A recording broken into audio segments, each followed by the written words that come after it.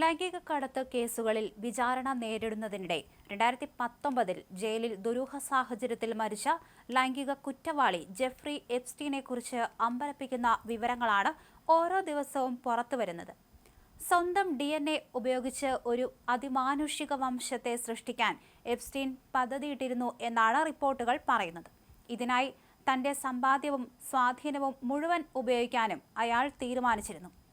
New മെക്സിക്കോയിലെ തന്റെ വിശാലമായ ഫാമിൽ നിരവധി സ്ത്രീകളെ താമസിപ്പിച്ച് അവരിൽ സ്വന്തം ബീജം നിക്ഷേപിച്ച് ഒരേ സമയം കുഞ്ഞുങ്ങളെ ജനിപ്പിക്കാനായിരുന്നു എപ്സ്റ്റീന്റെ ലക്ഷ്യം.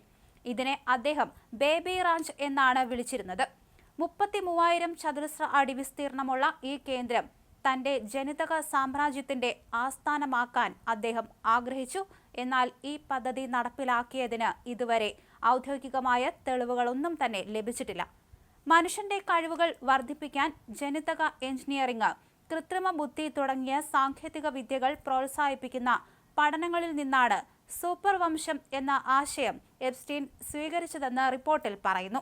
2000ന്റെ തുടക്കത്തിൽ തന്നെ ഈ ആശയം പ്രാവർത്തികമാക്കാൻ ശ്രമിച്ചിരുന്ന എപ്സ്റ്റീൻ സോറോ റാഞ്ച് എന്നറിയപ്പെടുന്ന 33,000 ചതുരശ്ര അടി വിസ്തൃതിയുള്ള ന്യൂ മെക്സിക്കോയിലെ താവളം ഇതിനായി ഉപയോഗിക്കാനായിരുന്നു തീരുമാനിച്ചത്.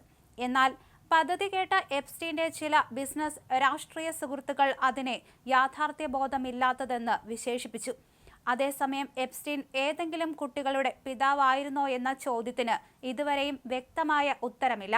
എപ്സ്റ്റീന് കുട്ടികളുണ്ടെന്ന് ഒരിക്കലും പരസ്യമായി സ്ഥിരീകരിച്ചിട്ടില്ല. അദ്ദേഹത്തിന്റെ വിൽപത്രത്തിലും കുട്ടികളെക്കുറിച്ച് പരാമർശമില്ല. എങ്കിലും തന്റെ സ്വകാര്യ ദ്വീപുകളിലും ഫാമുകളിലും അദ്ദേഹം നടത്തിയ വിചിത്രമായ പരീക്ഷണങ്ങളെക്കുറിച്ചും ഇടപാടുകളെക്കുറിച്ചും ഇപ്പോഴും അന്വേഷണങ്ങൾ തുടരുകയാണ്. ജനിതക എഞ്ചിനീയറിംഗിലൂടെയും ആർട്ടിഫിഷ്യൽ ഇന്റലിജൻസിലൂടെയും മനുഷ്യന്റെ കഴിവുകൾ വർദ്ധിപ്പിക്കാമെന്ന് വിശ്വസിക്കുന്ന ട്രാൻസ് ഹ്യൂമനിസം എന്ന ആശയത്തിലായിരുന്നു എപ്സ്റ്റീന് താൽപര്യം.